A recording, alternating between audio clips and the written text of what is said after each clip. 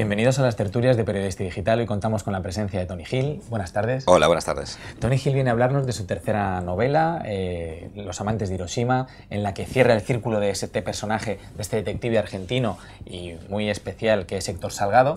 Y me gustaría preguntarte cómo has hecho, cómo se prepara un cierre de una historia que ha tenido dos novelas previas y que además en esta misma tiene una historia principal, digamos, que es un asesinato concreto, y también cerrar todas las tramas anteriores. Sí, bueno, buenas tardes. Es complicado, es muy complicado. De hecho, todas las novelas, las tres, han funcionado siempre con una especie de esquema que era un caso a investigar, un asesinato a investigar, y luego una trama que funcionaba de manera subyacente y que se iba mezclando con la trama principal, ¿no? Con el caso a investigar.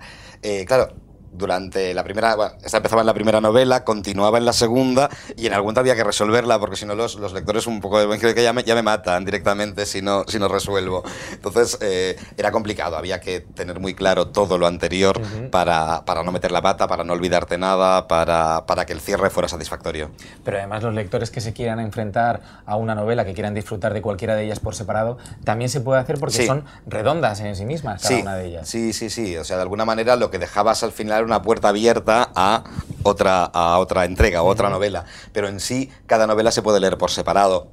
Digamos que lo óptimo, lo ideal es seguirlas en el orden cronológico en que fueron escritas. Pero de hecho es completamente innecesario. Es decir, podrías leer Los amantes de Hiroshima y entenderías todo, sin necesidad de leer las otras dos. Además, es una novela, si me permites, a mí me parece de las tres, que son tres novelas negras, me parece que es la que tiene un mayor carácter negro, valga la redundancia, porque los temas, que siempre son temas duros, en este caso has elegido unos temas que son especialmente tocantes, porque tú hablas aquí de los celos, hablas de las relaciones amorosas y familiares conflictivas, hablas también, por ejemplo, de otra cosa que es tremendamente dura, ¿no? Que es el pasado de algunos personajes que vuelve, el pasado de Héctor y la situación de la desaparición de su mujer, por ejemplo, también las relaciones que han tenido los propios familiares con estos chicos que aparecen muertos en el pasado, es decir, que hay mucha tensión en la novela. Sí, eso es una novela, es curioso porque a veces cuando intentas definirla, que es siempre bastante difícil, una novela tan compleja y que tiene muchos temas, pero yo creo que sí que hay uno que aglutina todo, que es el amor. Es un poco contradictorio decir que he escrito una novela negra sobre el amor, pero yo creo que es exactamente así. Y claro, el amor barra desamor, barra deseo de amor, barra odio, barra envidia, barra celos, porque todo forma parte de la misma emoción en el fondo. Es decir, el amor sería como la emoción pura en positivo, pero luego tienes un montón de subemociones asociadas que son los que generan de alguna forma la tensión de la trama. Pero yo creo que es eso. Yo de hecho me planteé un tema antes de plantear la novela. Es decir, quiero que esta novela vaya de esto. ¿De acuerdo? Entonces, en el primer caso, en El verano de los juguetes muertos, era la familia. En Los buenos suicidas, en las relaciones laborales, las tensiones que hay, pero en el ámbito del trabajo. Y aquí yo tenía muy claro desde el principio que el tercer gran tema, de alguna forma, que a mí me parecía y que yo quería explorar, era ese, era el de la relación amorosa, esa dificultad entre amor, amistad, donde acaba uno, empieza el otro, esa admiración o esa envidia por el amor ajeno, ese deseo de que nos quieran, y lo tenía muy claro desde el principio. Yo creo que sí que de alguna forma aglutina, ¿vale? Puedes decir que es un thriller o una novela negra, me da igual el término, sobre el amor. Es que además el título ya nos lo dice así, Los amantes de Hiroshima. Es una historia que, es otra cosa que te quería preguntar, que aparece reflejada en unos relatos, porque aquí también hay un juego que podríamos decir un poco metaliterario, ¿no? En el que un escritor realiza unos relatos que tienen que ver con estos crímenes y que además también tienen que ver con la propia situación histórica, ¿no? De las famosas bombas atómicas de Hiroshima y Nagasaki, de Little Boy, y lo has enlazado todo de manera que hay personajes que están hablando de la trama de la novela, pero también están hablando de la literatura en general, con lo cual hay unos juegos muy bonitos. Sí, bueno, esto fue un poco el germen de la novela, es decir, un germen raro. Yo, en un momento determinado, se me ocurrió escribir un cuento, un relato, que no era necesariamente negro, no tenía por qué serlo, que es en el fondo Los amantes de Hiroshima. Y en ese relato, supongo que porque ya le estaba dando vueltas a esta idea del amor y tal, se me ocurrió una historia, ¿vale? En la cual una mujer, una persona, en este caso una mujer, una enfermera de Hiroshima, perdía en ese bombardeo terrible a las dos personas de las cuales estaba enamorada, porque estaba enamorada de dos personas que eran pareja, ¿vale? no sé si estaba enamorada de ellos, o del amor que se tenían, o de su propia soledad, no lo sé, pero un poco exploraba eso, ¿no? Y exploraba la nostalgia también, el echar de menos a gente que murió en el bombardeo, y de alguna forma la vida de esta señora no cobraba sentido, no solo cobraba sentido cuando se le aparecían o cuando recordaba a estos amantes muertos. Eso fue un relato que yo dejé ahí un tiempo, y luego cuando me puse a darle vueltas a la trama de la novela, pensé, a ver, pues si ya tengo algo, vamos a aprovechar unas páginas, ya tengo algo. Entonces pensé, perfecto, o sea, yo puedo contar otra historia, otro triángulo amoroso, otra relación a tres, bueno, es un triángulo, una relación a tres, y de alguna forma meter este relato y meter entonces necesito a alguien que lo haya escrito, con lo cual necesito a un escritor en la novela. Y entonces, bueno, ¿por qué la víctima no puede ser una alumna del taller de escritura de este señor? Y empiezas un poco así como quien monta un Lego. Vas haciendo... Vas colocando piezas. Pero eso te permite también, en boca de este escritor, hacer comentarios sobre la literatura, sobre los talleres, sobre una que recuerdo especialmente divertida, que decía, nunca he entendido muy bien esto de que vengan a que les firme el libro y les deje aquí un garabato. Pues eso, al final es una cosa que siempre se piensa, ¿no? Pero que está muy bien que tú hayas encajado ahí. Bueno, es que claro, una novela negra, pero cualquier novela en el fondo, tiene que tener un elenco de personajes. Entonces, en este caso a mí me apetecía mucho tener un autor. No había tenido nunca, hay una tendencia natural de los autores a escribir sobre nosotros mismos, y yo no había tenido nunca un autor, un escritor en ninguna novela. Venía muy secundario, en el verano de los cohetes muertos, era un señor que ni aparecía. Y tenía ganas de explorar un poco el mundo autor. Conste que no es un autor demasiado simpático, ya lo aviso, para que no se me mosqueen los autores, no está inspirado en nadie que yo conozca, y la verdad es que es un tipo muy curioso, y es un tipo que ha logrado el éxito, además de una forma muy circunstancial, y sobre todo en un proyecto en el cual él no cree para nada, ¿de acuerdo? Con lo cual tiene un poco una ambivalencia de decir, bueno, resulta que después de haberme matado escribiendo unas historias fantásticas, he triunfado con unas que a mí en el fondo no me gustan, ¿no? Entonces, la verdad es que era curioso, y añadía otra dimensión a la novela. Y además no deja de ser un reflejo del mundo editorial, es decir, aquí tú estás mostrando reflejos del mundo editorial, reflejos del mundo social, que es lo que hace la novela negra, ¿no? Es un reflejo de todo lo que ocurre. Los niños perdidos, los niños robados, que es uno de los temas también que aparece en la novela, los tríos, los problemas de los conflictos de los jóvenes, todo este tipo de cosas están presentes. Sí, la verdad es que al final cuando intentas explicarla... hay muchos frentes. Hay muchos frentes. De entrada yo creo que hay...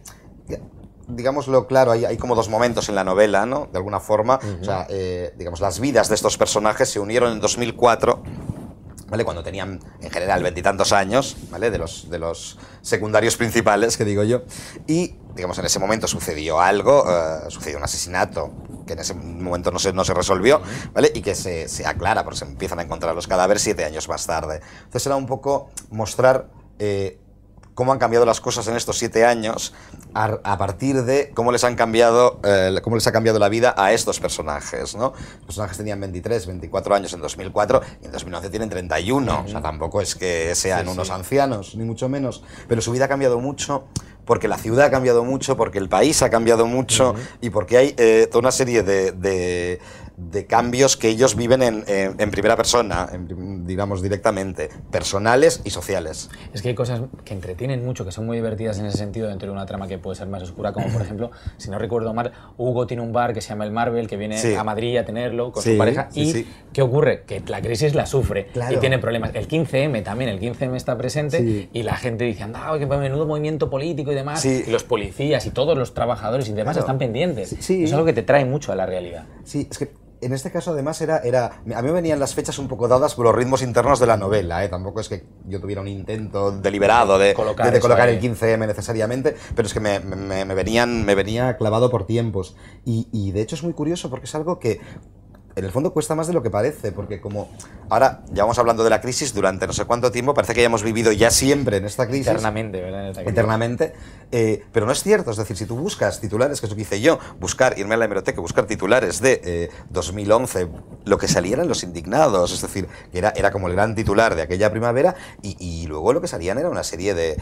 Acabábamos de dejar unos brotes verdes que no parecía que acabaran de crecer, pero se nos prometía que en noviembre, que habría elecciones, pasaríamos a un mundo nuevo y feliz, ¿de acuerdo? Entonces, en ese momento la crisis que ya estaba parecía que solo la sintieran unos cuantos. Es decir, sentían los jóvenes que no encontraban trabajo, la sentían en el caso de la novela Nina y Hugo, que son la pareja que montó un bar y que durante un tiempo les ha ido bien y que ahora, de repente, casi sin saber muy bien por qué, se han quedado, bueno, no exactamente sin clientes, pero con clientes que no consumen, con lo cual sin beneficios. Entonces, un poco era eso, ¿no? Un poco era decir... y era difícil porque ahora estamos en otro momento de la crisis y lo vemos todo mucho más negro, o no lo sé, no quiero entrar ahí, pero de alguna forma las circunstancias han cambiado mucho en estos 3 años. Sí. El asesinato de estos dos jóvenes que encontramos está rodeado de de una parafernalia, ¿no? de un gran escenario de carácter pictórico, de carácter también literario, hay como una escenografía. Todo esto resulta también una cosa clave para el desarrollo de la historia en la novela. Sí, es que claramente lo que yo pensé sobre una novela de 500 páginas al final, ¿no? Eso no lo sabes cuando la empiezas, pero más o menos ya empiezas a tener una idea de lo que te va a ocupar la novela, claro, en el cual tampoco muere tanta gente, es decir, de hecho hay un asesinato y ese asesinato es el que de alguna forma tiene que generar el impacto suficiente en el lector como para que este lector siga la tensión de averiguar quién los mató. Y venía también dado esta parafernalia, digamos, aparte de que yo la necesito para la trama, sí. y creo que además es coherente y al final queda muy bien resuelta, muy bien explicada, queda coherente también con la personalidad de las víctimas, porque Cristina y Daniel eran una pareja especial, eran 2 personas especiales, seguramente ella un poquito más, creo, pero eran 2 personas que generaban a su alrededor un interés completamente casi inusitado, ¿no? Es decir, es la típica pareja que parecen, pues eso, parece un mini sistema solar y ellos están en el centro, la gente los quiere, los envidia, los odia, generan a su alrededor toda una serie de emociones, un poquito más que el resto del mundo, ¿no? Desde que se levanta el telón, que es una cosa que yo he sentido leyendo la novela, desde que se levanta el telón, los acontecimientos te van llevando como si fuera casi una bala, ¿no? Que tiene que romper la pared y que te llevan al desagüe, es decir, estás caminando todo lo que hacen, porque además es muy coral, hay muchos personajes, el grupo que tenían, que se llamaba Hiroshima, claro. Los amigos, las familias, todos están caminando en la dirección del desastre, que al final es destapar qué es lo que ha ocurrido aquí. Claro, el tema un poco es, tienes una historia, ¿no? Tienes a 2 víctimas y tienes que moverte, digamos, a la hora de investigar, a la hora de que los Mossos d'Esquadra se encuentran con estos cadáveres, tienen que recurrir al círculo que rodeaba a esta gente, porque además incluso, bueno, ya se ve que no los ha matado a alguien que pasaba por ahí, sino que los ha matado a alguien que de entrada sabía que estaban en un sitio donde nadie sabía que estaban, o nadie admite saber que estaban allí. Entonces, ellos van investigando cómo, claro, pues recurriendo a amigos, familia, compañeros, profesor de escritura, digamos, todos los sospechosos de alguna forma. A mí me gustan estos misterios casi de sospechosos cerrados, ¿no? De que uno de estos tiene que ser. Tiene que ser. El juego es bastante, digamos, complejo y uno, porque el lector avezado siempre dice, voy a ver si acierto quién es, porque las motivaciones que es, pues no aciertas, porque hay que darle muchas vueltas y creo que está muy bien pensada. De hecho, hay un momento en la novela, hablando de estas cuestiones metaliterarias, en las que uno de los personajes, muy lector, Fabián creo que es, dice aquello de que en la vida real las cosas no están bien pensadas. Claro. Y las novelas tienen que acabar, no bien, tienen que estar bien cerradas, acaben bien o acaben mal. Sí, no, Ferran es así, aparte es de aquellos personajes que le coges mucho cariño, incluso, aunque te da un poco de miedo. Te mueves un poco entre sobre todo a los lectores les suele caer bien, a los lectores, los que leemos mucho nos suele caer bien, el resto de la gente dice, este tipo es un tipo muy raro. Y de hecho es un tipo muy raro. Es un tipo raro que además... Es un tipo muy raro, que además es una víctima colateral. Es una víctima colateral del asesinato. Es como aquellas víctimas de Hiroshima que no murieron pero quedaron tocadas. Sí, que además hay unas reflexiones sobre eso mismo, ¿no? Que los supervivientes eran los que estaban condenados, porque precisamente por la radioactividad, los fetos deformados, es decir, todo esto. Ahí hay un juego...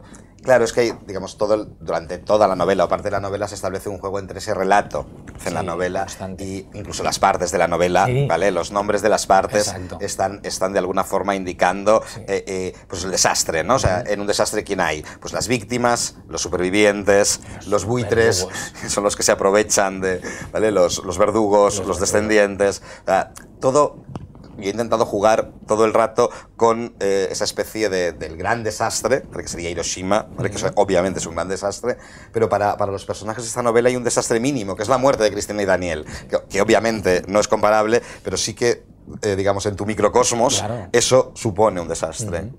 Hay otra cosa que creo que es muy difícil de trabajar, que son los personajes, pero no me refiero a estos personajes implicados en la trama, sino a los policías, estos Mossos de Escuadra. A mí me parece que el éxito de estos personajes es que uno empatiza tremendamente con ellos, pero estoy pensando principalmente, aunque hay varios, en Héctor Salgado y en Leire. Y en Leire, sí, claro. Que son los dos grandes. Sí. Solo una cosa, son multiprismáticos como la vida misma, o sea, tienen 1000 referentes, 1000 problemas, 1000 dificultades como tenemos todos, y eso nos humaniza tremendamente. Claro, es que Leire, aparte de averiguar quién ha matado a Cristina y a Daniel, tiene otras cosas que decidir en su vida, pero muchas cosas que decidir. Y muy importantes. Y Héctor ya ni te cuento, porque tiene otro misterio por resolver, digamos, que de alguna manera, y un hijo adolescente al que cuidar, y una vida que retomar. Una casera que le pide ayuda de vez en cuando con temas concretos, que eso también. Entonces, claro, pero eso es un poco lo que nos pasa a todos. Sí. Ahora yo estoy aquí como autor hablando del libro, pero obviamente aparte de mi trabajo de escritor, mi vida está compuesta de muchas otras cosas. Entonces, pues, a Héctor o a Leire, que son, bueno, pues aparte de ser Mossos de Escuadra, aparte de dedicar muchas horas a investigar una serie de cosas, claro, y luego llegan a su casa y tienen sus vidas. Sería un poco absurdo los personajes estilo Poirot, vacío, ¿no? Personajes que solamente parecía que surgían cuando había un crimen, como Jessica Fletcher, que tenía muchos sobrinos, solo sabemos que tenía muchos sobrinos. Esos aquellos que no les va nadie a ver nunca al hospital, ¿no? No tiene amigos, no tiene familia. Claro, ellos viven y tienen los mismos conflictos que podemos tener todos.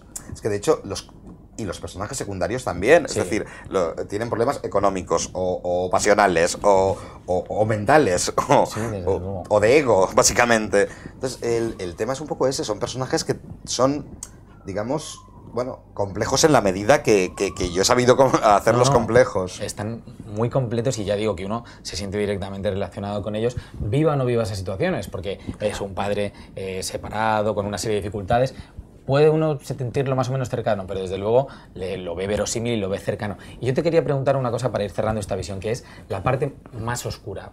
Me explico. A mí esta novela me parece que aparte de las pulsiones humanas más duras, decías el amor, pero también hay mucha sexualidad, el tema de los tríos. Las pulsiones me refiero a los enfrentamientos familiares e incluso los propios crímenes, o sea, es decir, no quiero desvelar nada, pero criminal puede ser cualquiera, es decir, en el momento menos pensado, y ahí hay una cosa oscura, una cosa que dices, ahora estás en un lado y otras estás en otro, sin que la moralidad o sin que sea una cuestión, digamos, clara, ¿no? Es muy relativo.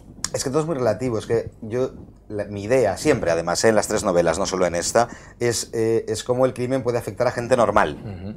Nunca me ha interesado especialmente el tema más de crimen organizado o más de mafias que... No, me interesa cómo el crimen, un crimen de alguna forma... quizá en algún momento incluso banal, es decir, han muerto 2 chicos jóvenes, no es que sea banal, pero tampoco es una gran noticia para nadie, es decir, para sus familias pobres, pero para nadie más, ¿no? Pero cómo eso afecta a su pequeña comunidad, ¿no? A sus amigos, a sus padres, a su entorno. A su entorno. A mí es lo que más me interesa, es la exploración de cómo el crimen o cómo la violencia, violencia, cómo la violencia afecta a quienes, digamos, aunque no la sufran directamente, la sufren de rebote, ¿no? O se ven mezclados sin querer. Y ahora hemos cerrado la trilogía de Héctor Salgado. Yo sé que si te pregunto si le echarás de menos, seguro que la respuesta es que sí, pero ¿qué viene ahora? Es decir, ¿por dónde vamos a enfocar esto? ¿Qué proyectos tienes? ¿Cómo...? Pues mira, de momento un poco hay un momento de descompresión. Han sido 3 novelas. Y muy intensas. Sí, la primera se publicó en 2011, 2012, 2014. Es decir, está bastante bien el ritmo. Y creo que yo necesito una descompresión y olvidarme un poquito de Héctor y de Leire, lo cual no significa que me olvide de ellos para siempre. Creo que tampoco podría olvidarme de ellos para siempre. Los tienes muy dentro, ¿no? Sí. O sea que también hay que dejarlos un tiempo, porque si no también corres el riesgo de repetirte, ¿no? No, yo creo que ahora hay que hacer otras cosas, hay que intentar moverse hacia, yo no te diría otros géneros, pero bueno, un poco incluso sí, que no tendría ningún problema. De hecho, ahora es aquel momento maravilloso en el cual empiezas a pensar proyectos y todos te gustan hasta el día siguiente, que se te ocurre otro que te gusta más aún. Cómo lo concreto, ¿no? A ver cómo concreto. Sí, ya veremos. Muy bien. Pues Tony, muchísimas gracias por estar con nosotros. Gracias a ti, gracias a vosotros. Y nada, ahí, a leer. Ha sido un placer tenerte aquí. Los amantes de Hiroshima, no se lo pierdan, por favor, les gustará seguro. Gracias.